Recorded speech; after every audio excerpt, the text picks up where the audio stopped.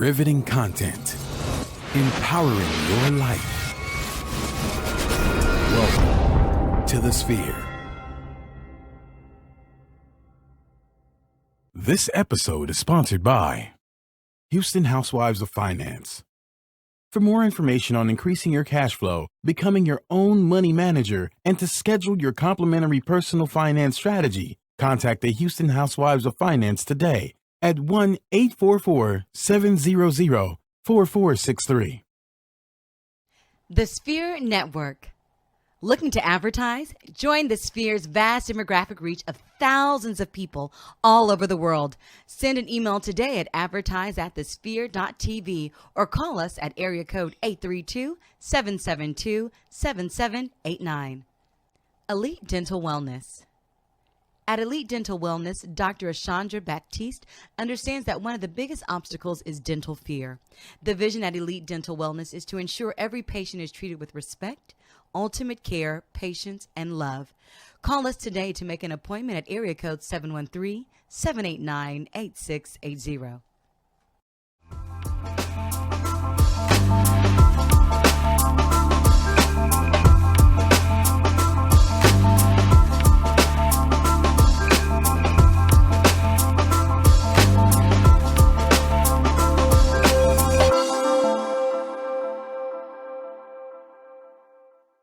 What's up, good people? Welcome back to another episode of Technocrats, where we talk about the ins and outs of technology to empower the digital you. I am your host, Gary Lee, also known as G Hawkins. Of course, you can find me anywhere online, Facebook, Instagram, Twitter, snappity chatting at G Hawkins. That's G Hawkins with a Z. And I'm sitting here with my main man, Jay. What's up, Jay? How you feeling, brother? Oh, I'm just excited to be back in the studio, bro. As you know, Houston got hit with something pretty hard, but got slapped in the face. Man, Yeah. Neighborhoods on neighborhoods. Harvey was not playing games these past couple of weeks, and it's sad for those that are tuned in right now. If you're not in the Houston area, we were literally hit with the rain bands of a Category 4 hurricane, which turned to Category 3, which then dissipated down to a tropical storm, but it left us with over 11 trillion gallons of water in this city. 11 trillion, Jay. I mean, bruh, yeah. that we got the kind of rainfall that other cities don't get in a year. We got in a weekend. Yes, That was crazy. Yes, and as we see, we still are suffering from the effects of that storm now. Today, we were just talking about a few moments ago about how we had to change our commute here in Houston, and distances and travel used to take 30 minutes. Now it's 2 hours or more. Bananas. Yes, crazy, man. Bananas, man. Traffic. I'm not a gas user, but gasoline prices have jumped 50 plus cents for some folks, depending on what you're pumping. I mean, there's so many things that hurricanes affect. And here's the thing. While we get so caught up, and obviously it affected us directly, right? Irma is destroying islands. I hear Saint Martin is gone. Right. Like, it has been completely devastated, and we're talking Category 4 up into Category 5, and it's heading to Florida, and people are already evacuating in South Florida. Wisely Keys are gone. Yes. I mean, Orlando, Miami, Fort Lauderdale, all these places, Tampa on the inside bank. You know, all these places are starting to leave and pack up, man. This is serious business. And then there's Jose behind it, and Katia is behind. I mean, this is crazy. But this is the world, and science tells us that the world is warming, and with warmer waters, you get more powerful storms. So this is to some degree to be expected. Yeah, and that's what we touched on many episodes before as to the damage that has been done by man to the earth, and the reason why we need to look and use the different innovative technologies that we talk about on Technocrats, so we can, try to get a sense of it could be able to heal itself and renew itself and things like that, or just stop the damage. Yeah. But that's what we tune into, and that's what we want to educate our users. I mean, we try to put them on game. Yeah. But people don't want to pay attention. I don't know what y'all are doing, but you got to pay attention to what we're talking about here on Technocrats, because we're giving you the inside information. We don't just talk tech, like Jay is saying. Sometimes we talk science. Sometimes we talk about things that are affecting our planet simply because there's technology woven into the fabric of science, and we want to make you all y'all abreast of all of it. That's what we do here. That's it. Just like your shirt, bro. Yeah, just got like that my chemistry, shirt. bro. Gotta have the chemistry. Chemistry has to be right. If the chemistry's not right, then what are you doing? That's the biggest question. If the chemistry is not right, in turn, if the chemistry is not right, then tell me, what are you doing? Right. What's going on? So, needless to say, let's hop into some tech for the folks. And we got a couple of things that we want to bring to the table simply because we're getting real close. One of the big things we're getting close to, and what's been buzzing, we hadn't talked about this a lot, and we tried not to at least, and that's Apple's iPhone 8. Now, here's the big thing. You've got September 12th right around the corner. That's their official iPhone launch. Yes. And they're going to be talking about a lot of things. Excuse me. So let's kind of dive a bit into our first article from The Verge, which talks about the things you can expect from this Apple event. So first and foremost is obviously new iPhone, right? So a lot of people have been having this conversation about the latest iPhone. And Jay, like I said, we haven't dived deep into it. No, we haven't. But we've had some off-camera conversations, and we had a little on-camera conversations. And the conversations have revolved around the fact that they may get rid of the home button, right? Which means they might get rid of Touch ID, which is kind of crazy. Yes. And I don't know. And who else knows what may change? Different screen, OLED. I mean, it's time for OLED. Yeah, it's time for OLED. Who knows what else may change? What's your thoughts moving into this September 12th Apple event with the new iPhone?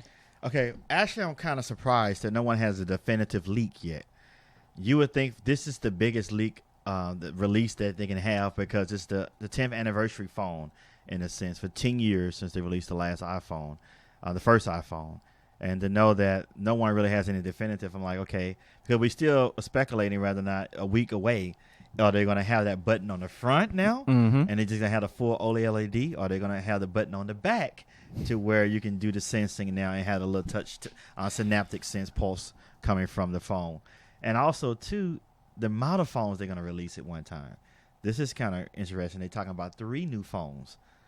At one release event. So it's just like, I know in years past when this event conference came along, it usually had like, man, how do people know? You know, they was there, but here it's like a week away. We really don't just know. So it's gonna be some excitement and expectation, unless someone launches it and releases it tomorrow or the weekend or so to that. But what do you think? I mean, I think that removing Touch ID.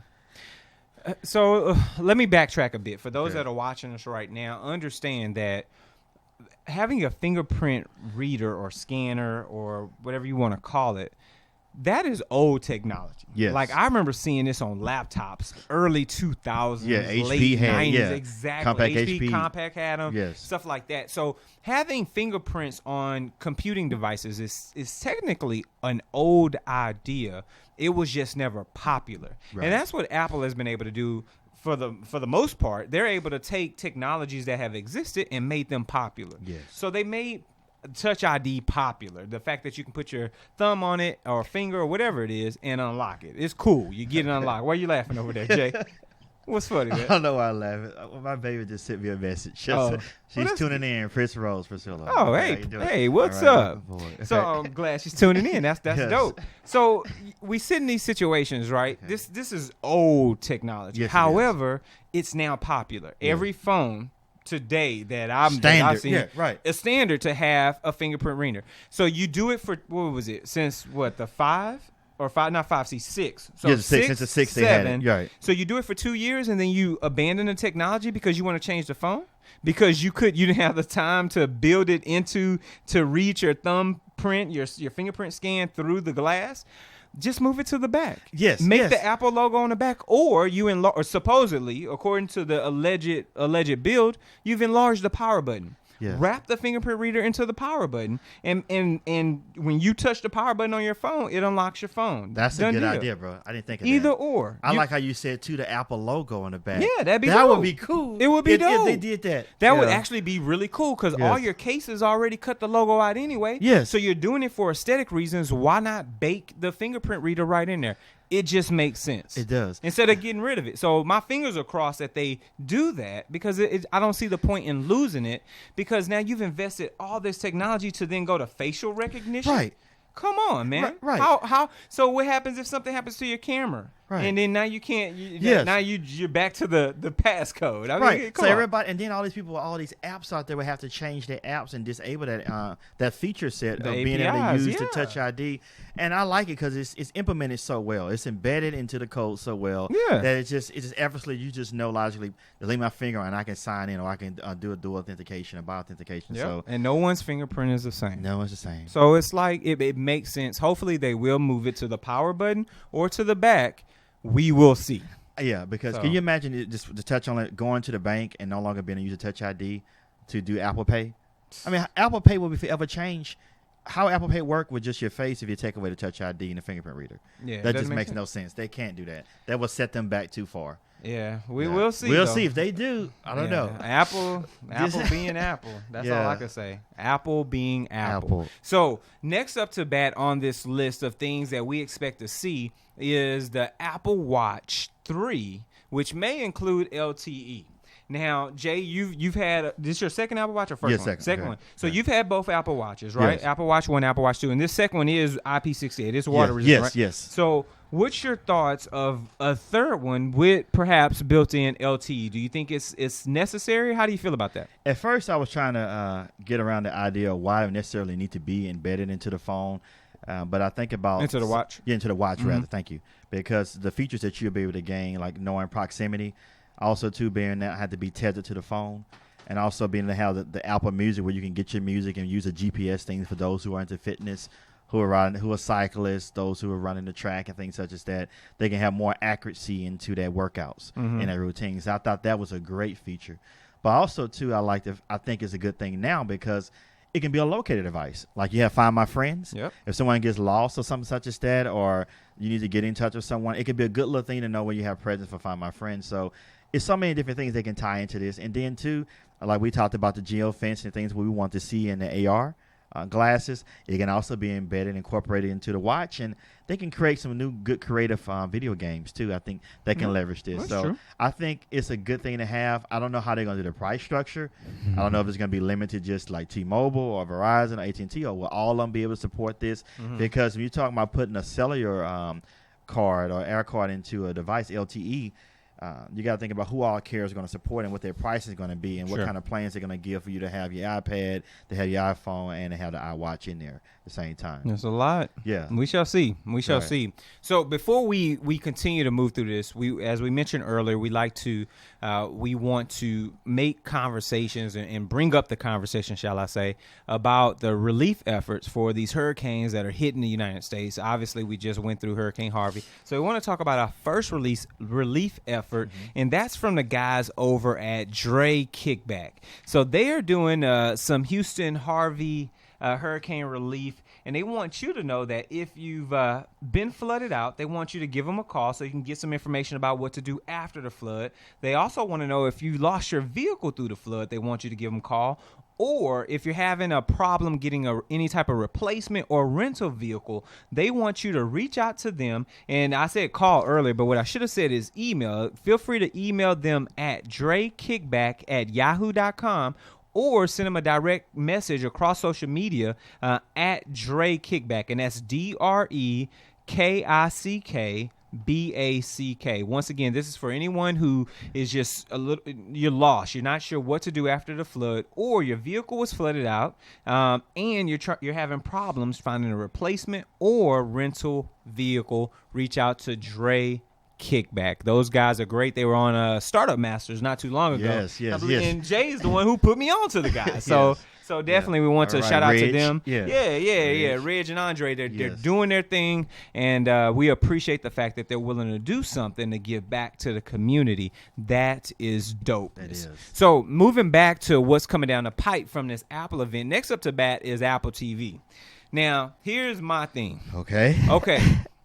4K TVs are $400 Now, if yeah, you can yeah. get so it makes no sense at this point. We're right back at the point where we were between standard definition and high definition, when the price for HD has come down far enough where you don't even have to consider buying the older technology. Exactly. You can buy 4K. 4K for all intents and purposes, is now a standard. With that being said, right, and that's an aggressive statement. Let me be honest, because I'm thinking if we our dude from New Jersey that Skype in every now and then.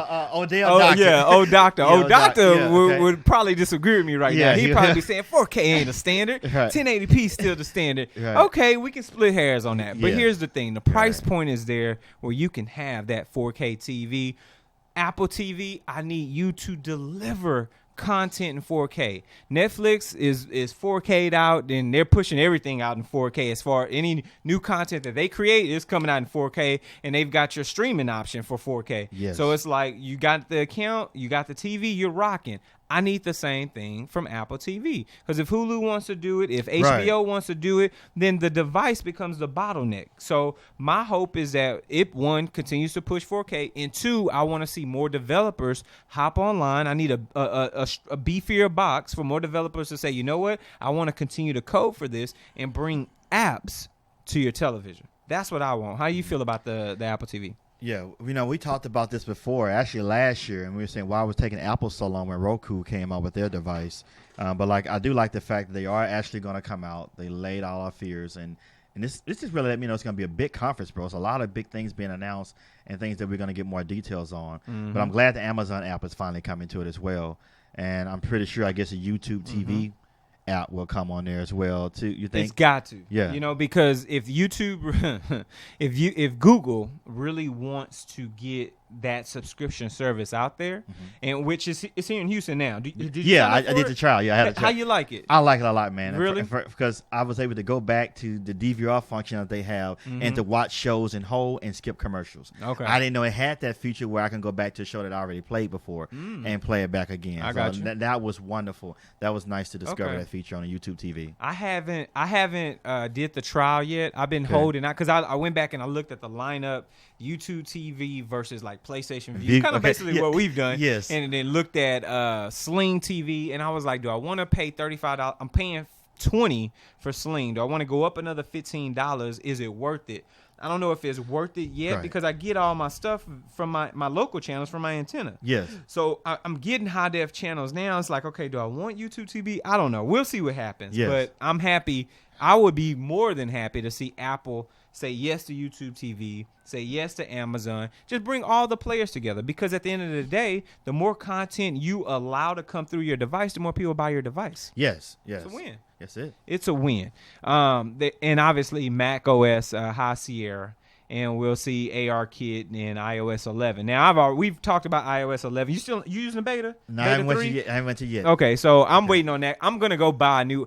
Well, okay. Okay, let's talk about it. So let's talk. Well, before we talk about it, you know what? I think we gave Facebook a little too much already. Okay. Let's shut it down. Yeah, let's shut it down. So for our Facebook live, we appreciate you tuning in, and we're gonna have to agree to sign off now, like we do traditionally on the show, the first 20 minutes of the show.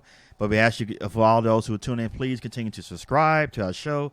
And also be aware that we're on major platforms such as Google Play, Stitcher, iTunes, SoundCloud.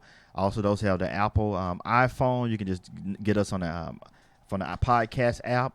If you have the Google Android platform, you can download the Spear TV app as well. And be able to watch and listen to our content anytime you want. And you have both the video and the audio there. Also, too, we ask that you please continue to give us constructive feedback. That's how we want to get better. We have a lot of different things that we announced, as we talked about 3 weeks ago about the new studio thing we're looking to get moving to, being able to give you better content, better imagery, and be able to express a lot of other things that's part of the Spirit's vision. In addition to that, most importantly, we asked that not only you continue to share it with your family and your friends, but to donate if you can. Continue to give us dollars toward making the content better and adding value and enriching your lives. And you can donate if you can go to our website at www.thespirit.tv/donate. As you see there, we have a single donation. We also have a donate on a Patreon, and it can be as much as $2 or whatever you want to give monthly. And you'll be able to see the things that we buy into in our investment to be able to bring you greater quality TV and to be able to do different things inside and on the studio, also things in the field, and let you know more also about things that's to be able to benefit things that's here in our community. So with Facebook Live, we love you, and we're going to be signing off. Thank you. All right, keep this popping. So what I was about to hop into was iOS 11. So when they released the new iPad with the thinner bezel, I was like, I want this. Okay. When they 60, what was it? The refresh, it's at 60 frames per second yes. instead of 30 now. Yes. I heard it's like butter. I was Yes. like, you know what? Yes. I've got to have this device. And the 4 speakers. And the 4 speakers. Yeah. So I'm like, great, an iPad Pro. I got like an iPad from 1998 when they ain't even make them yet. My iPad's so old, and that intern's holding up the iPad Still right ticking. now, and it still works. It's Yes. cool. It still works. Apps still work. Like, it's crazy. I want a new iPad, but now I'm concerned because if you what y'all are telling me potentially is that y'all are going full screen with all your stuff. You're taking out the home buttons. Yes. So I don't want to go buy the iPad Pro. And then you turn around in March and release a new iPad Pro. Home button's gone. You're doing facial, whatever. Yeah. So immediately, 3 months later, my stuff is obsolete. That's Right. my only concern. Okay, so you'll have to probably hope that they get more information about the iPad at this conference, and they usually don't. They don't. And it's September. Yeah, it's not until March, April. Yeah, right. So I'm like, damn, do I want to buy? Do I not want to buy? Yeah. I don't know. I don't know what to do. But to me, just knowing what they're giving those who already invested in the iPad, those updates are like, wow. Oh, yeah. Those updates are significant to me to help those people to really be a competitor against the Microsoft Surface now. I agree. In a sense, because they finally giving you a lot of intuitive, a lot of free range into the operating system now that they had on lock for so long. 10 years. Yeah, for too long. Literally. Yeah, too long. 10 plus Too long. years. So it's a beautiful, man, Yeah. iOS 11. So I'm looking forward to it. So me too. As a whole, let us know what you all think. Do y'all want to see some other things come from the September 12th Apple event? Shoot us an email, technocrats@thesphere.tv, or hit us up via social media @thesphere.tv, #Technocrats, because we want to know what you think. Now, obviously, next time we have this show, stuff will be out. Yes. So, right. We shall see what happens. Right. So we definitely shall see. Moving forward, we mentioned this a little bit earlier when we were talking about Apple TV, but we want to migrate into our Mobility Weekly. Now, Mobility Weekly is where we like to talk about the things that are happening on the mobile side, usually with your phones and phone carriers, things like that. One of the things that we saw that's pretty interesting is the fact that T-Mobile, which is the 3rd largest carrier in the United States, right, has decided they're going to partner with Netflix and give you a free account with Netflix each and every month. So let's talk a little bit about this. Wow. So T-Mobile is basically, they're going to give you a $10 per month Netflix credit so that you can have a standard streaming plan that's going to give you high definition streaming plus the ability to stream on 2 devices simultaneously. Now, obviously, we were just talking about 4K a minute ago, and you can up that to 4K content, HDR, plus 4 devices concurrently for additional $2 a month. But I think this is the first time we've seen a company partner with a streaming service provider like this, Jay. How you feel about this? Well, Verizon did something like this similar with the NBA TV thing. Oh, the League Pass? League Pass, something Okay. like that. And I think with Raspberry Music, they had a subscription service for the music thing. But for something that's really good that everybody already have already. You know what I'm saying? I mean, this is different. Yeah. I mean, everybody wants Netflix. Like, I think we talked about another show, a large percentage of America households that have high-speed internet has a subscription to Netflix. Yeah. So, but to know that now that you, in conjunction of paying your phone bill with unlimited plan, you get it free, and you can support up to 4 or 5 members and have 2 HD channels streaming at the same time. Hey. I mean, that is really good. A good incentive to. It is. Yeah. And here's the thing. This is for new customers as well as existing customers. So now you have to have a particular type of plan from T-Mobile, and that is their T-Mobile One or their One Plus family plan, which has 2 paid lines on it. So you just make a decision on the type of plan, and you can always go on the T-Mobile website to get more information, or you can shoot us an email. We'll give you more information. We'll talk in detail about it. But this goes into effect starting, guess what date? September 12th. Same day as the Apple event. I don't know why they did that, Okay. but they chose that same date. Now, is there a catch? You cannot, and this is kind of weird, Okay. you can't stream HD Netflix over T-Mobile.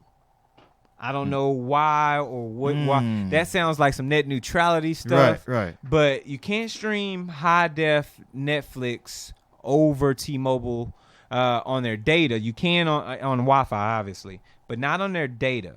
You only get 480p. Now, for us who have these 1080p screens, that means it's not going to be as crystal clear. Right. But the flip side is, I mean, I don't watch Netflix on my phone that often. I don't anyway, either. I mean, so if I go to anything, it's a tablet. It's always, if I go anything small, it's going to be the tablet, and not any smaller than that. Yeah. So we'll see. Now, obviously, AT&T is partnering up with HBO. They're doing free HBO with this Unlimited Plus plan. And Sprint does some stuff as well, according to this article with Tidal. But I like a partnership with Netflix. I'm waiting for the next partnership with Hulu. Like, to me, these are your strong competitors. I need to see a partnership with Sling. Why not put them together? To me, it just makes sense when you want to start to have these true collaborative efforts to bring people together, because at the end of the day, everybody is now fighting for that dollar. They're fighting for that advertising opportunity, and they're fighting for the customer. So, hey, it is what it is. Right. And as you touched on, Gary, about the collaborative effort of people working, doing things together, we talked about the Hurricane Harvey that brought the devastation in Houston. This is from our sponsor, faith-based organization, the Hillcroft Worship Center. It's called the Fountain Life Center. Assembly Room is where they're accepting donations. And it's the Fountain of Praise is the church. And Dr. Remus E. Wright is the senior pastor. That's my church home. There you go. And from August 30th to September 10th, they are kindly and appreciatively accepting any type of donations for those who are affected by Hurricane Harvey. So for those who are tuning in, you still have only, 3 more days to try to get these supplies and things to people, because most times when things like this happen, people turn to their faith-based organization that's in their communities or in their neighborhoods. And some of the few things they touched on is basic essential items, things you need day to day, things you need for toiletries, things you need to bathe, things for your hygiene like deodorant and soaps and feminine products and shaving gels, things like that, and lotions. Also, think about clothes and undergarments for people of all sizes, small, medium, and large, extra large. And if you have anything for people with babies, items, things like that, and even toys or food, and also first aid, things like that as well too, because people are going to still be working in their homes, and they probably experience a cut or something like that too as they try to clean up and do things in the area. So all these things will be put to use, and all these things are needed, and they would very much be appreciated by the Fountain of Praise. And if you can make a donation there between the 30th to September 10th, they're glad to appreciate it and get those spread out accordingly. There it is. Good old Fountain of Praise doing their thing. So moving along in our tech today, I don't know if I'm a car head or not. I don't think I am, but I do appreciate good machinery. Yes.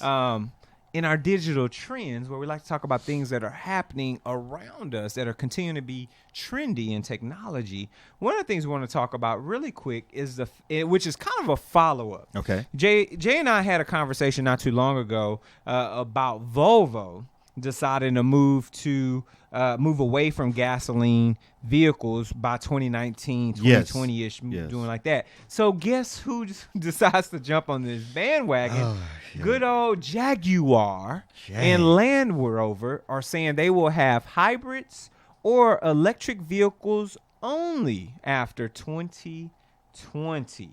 So basically, from 2020, and I'm going to read this verbatim, 2020, all new Jaguar Land Rover vehicles will be electrified. The company made the announcement at its inaugural Tech Fest, a series of debates and free public exhibition about the future of mobility. Dr. Ralph Speth, Jaguar Land Rover Chief Executive Officer, said, every new Jaguar Land Rover model line will be electrified from 2020, giving our customers even more choice. We will introduce a portfolio of electrified products across our model range, embracing full electric, plug-in hybrid, and mild hybrid vehicles. Our first fully electric performance SUV, the Jaguar I-Pace, goes on sale next year. Oh, I got to see that. I got to see that. I say all this to say, like, this is big stuff, man. People are they're seeing the forest for the trees. So, as I was saying, this is really big for Jaguar because they're they're moving in the right direction. Yes. You look at GMC, century-year-old company, like you said, getting surpassed by Tesla, less than 10 years old, from a valuation perspective. Tesla's over $50 billion. Why? Because they went all in on electric, and that's where they're standing. So now we look at a company like Jaguar saying that, hey, our cars, our Land Rovers, everything that's coming out, we're going to give you the electric option. I love it, and I think that what they will see is that at some point, their electric purchases, their hybrid and electric, is going to surpass their gasoline, and they're going to realize there's no point in making the gasoline versions anymore. You can't ship them over to Sweden and all these other countries, which are literally, we've talked about this, they're banning gasoline vehicles by 2025, 2030. All these countries are not letting you bring them in anymore. So it makes no sense but to move in this direction. Right. And they say 2020, but we know usually the new models come out, so probably around September, October 2019, when these new models will be hitting the showroom to be ready 2 for purchase. years. Yeah, that's it, man. That's how quick that is. So looking at what Land Rover and Jaguar, the luxury high-end performance vehicle from the UK, Britain. So, I mean, I'm excited they jumping on board. Yeah, and, me too. And Tesla, like you say, has shown everybody that, hey, this is the blueprint. This is the blue. It is, man, and I think that's the beauty of it. You've got a company that, just like any other piece of innovation, we look at Apple, right? We were talking earlier about the iPhone event. This is their 10th iPhone. You know, even though it's the iPhone 8, this is the 10th one. Yeah. They started in 2007. When they started in 2007, there were a couple of phones. Nokia was making one. Yes, Nokia had a nice phone. Yeah, a couple of other phones that had full screens, but they were usually European only. Not necessarily here in the States. Everything else was pretty clunky, flip, whatever. You know, and you had the phone, the kick. What was it? The sidekicks on T-Mobile. Yeah. People love them. Everybody liked that sidekick because it was different. It was different. Yeah. So, but when they came in, they changed the game, and then everybody followed suit. Yes. Tesla's doing the same thing. They're coming in, they're changing the game, and these companies are taking mental notes, and they're looking at their bottom line saying, if Tesla can do this on all electric, and I've been around for 80 years, then surely I should be able to throw some R&D dollars and follow suit and make this money. Yes. Serve the country, serve the planet. Yes. Let's call a spade a spade. So, since we're talking about cars, let's talk a little bit about our good old friends over at Lyft.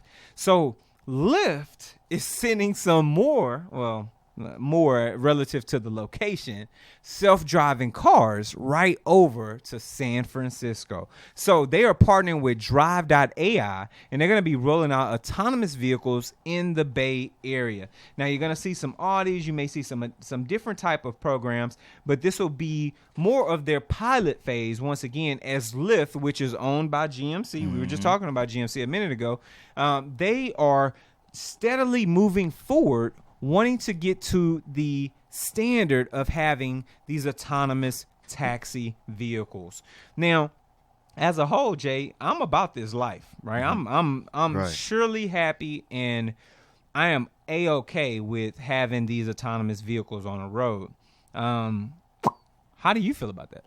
I think it's great, and I think about how they are welcoming these challenges. There's a lot of challenges infrastructure-wise, and they're going to a lot of places that's been unknown. This is untapped territory. To put in a system where, think about it, you're going to have over 1 million cars that are autonomous in the U.S. on the road at one time, constantly. And the systems, the networks, the type of support, and the security that has to be in place to ensure that these things are functioning properly, because these are death traps in a sense. Once them doors lock and that thing get to 30, 40, 50, 60, 80 miles an hour, you hoping that this thing can stay in its lane, keep its course. So, but we can see how this was just something that's a concept we talked about, but now it's something that's monetized, commercialized to the sense to where it's going to be the norm in 3-4 years, bro. Yeah. And this is going to be what everybody wants. People are not going to want to drive. You know what's funny? I was thinking about this the other day. They're the kids that are growing up right now that are literally 10, 11, 12 years old. They may not have a need to get a driver's license. Because by the time they're old enough to drive, their car may be driving them, and they may not have a need. So it's a very interesting situation, because I never sat back and that was the big thing for me, like Yeah. getting my driver's license. Yes, So I've never yeah. sat back and thought about, like, man, these kids may not have a need for it. They don't. Right. I mean, they can Uber now, so it's not Yeah. like they need to drive. Right. But the fact that you can go buy a vehicle, and I wonder what's that going to look like from an insurance perspective once this actually becomes solidified. Like, will you have to have a driver's license to own a vehicle? That Well, you may not. Let's talk about the process a little bit. I think not only has Tesla changed the way electric vehicles are, but I think as the infrastructure get put in, and hopefully we can have some good people on that. We talk about that in another show. But as the infrastructure get put in to support, like we talk about the 4G networks and the cloud solutions, but also the edge networks, we're going to have more and more cars that's going to be leveraging it, right? So I think the whole process, the whole flow of how you go about purchasing a new vehicle is going to change. So if the vehicle is already hitting the assembly line and it's coming to the distribution point being autonomous, you can just order a car from your house and the car come to you. Exactly. The salesperson, all the people, sales advisor, I feel like Tesla is going to be at the point. This is what I'm going to say. I say in a year and a half, Okay. Tesla is going to have it to where you can just sit in your house, Order your car. get on your phone, order the car, and the car come drive to you. Yeah. Easily. That's it. You talking about the purchase or The purchase and everything. Yeah. I feel like you don't have to even go into the place. If you know what you want, you order a car. They're gonna have a lot set up for cars already there for some basic things they know people want already, Sure. already custom. And you order and buy that car, the car will drive itself to you from the. I agree with I you. think it'll happen. Wholeheartedly. And they've already made mention that part of their strategic plan is to have their car sharing service. So that's what Tesla wants to do, where you don't even have to buy a Tesla. You can pay a subscription. We've talked about this a while back. Yes. You pay your subscription, and the Teslas will come and pick you up and take you where you need to go, and then drop you off, and Right. you do your thing, and hail your Tesla, and it'll Right. come back and pick you up, take Right. you home, and then go pick up somebody else and do his thing. You just Right. it's a subscription service. Yes. Paying $100-$200 a month to have car service That's wonderful. whenever you need it, That's versus right. paying $1,000 a month to own a car. Right. I mean, that's game changing. It is, and it's also still keeping the environment in play Mm-hmm. and everything, because you don't need to be worried about charging that many vehicles, not that many cars on the road, Yep. and traffic and everything is flowing more efficiently. And if less traffic, less accidents and injuries and attacks on people's lives. Speak on it. Yes. No more drinking and driving. Oh yes, Just drinking. yeah, no excuse that. Yeah, Just drinking. Yeah, man. right, Drinking. right. So, getting back to our Hurricane Harvey relief efforts, for those that are watching us right now, for those that are tuned in, we want to make mention of one more opportunity for you to donate to the Hurricane Harvey relief funds that are available. Here is Houston Area Urban League. They are collecting clothes, toiletries, and other goods for families that have been displaced. Specifically, they're in need of new underwear, new socks, new warm-ups for men, women, children, and infants, hygiene products, which will include your soaps, your lotions, your shampoos, your deodorants, your tampons and pads for ladies. They're also looking for baby formula, baby food, diapers and wipes, pack and play for babies to sleep in, those gray code devices, as well as non-perishable food items. So they're looking for all these items, and that is at the Houston Area Urban League. They have a building downtown in Houston, and of course you can go on the website and look up Houston Area Urban League. Just do a Google search and you will be able to get their address and donation info. So this has been a great show, Jay. We talked about a lot, and we've set this show up because there's a lot coming down the pipe in the next 6 days. So next show, I mean, it's gonna be an iPhone show. Yeah, We're gonna have to have it's these gonna be conversations. a lot to talk about, Yeah, man. nice To break Apple down. show. Yes. Well, yes. I appreciate you today, good sir. Oh, likewise, man. I'm happy always to be here. I I'm glad to appreciate be that, here, man. Let the people know where they can reach you at, bro. Yeah, y'all continue to hit me up on Twitter, hit me on Instagram, email me on LinkedIn, jdavis@astrotesla.com, or hit me on Instagram and Twitter at astrotesla80. Of course, you can reach me anywhere online, Facebook, Instagram, Twitter, Snappity Chat, at G Hawkins. That's G Hawkins with a Z. And, of course, you can reach us here at the show. If you need more info and any detailed insights about anything we've talked about, shoot us an email over to Technocrats at thesphere.tv. This has been another great episode. We will see you all next time. Take care.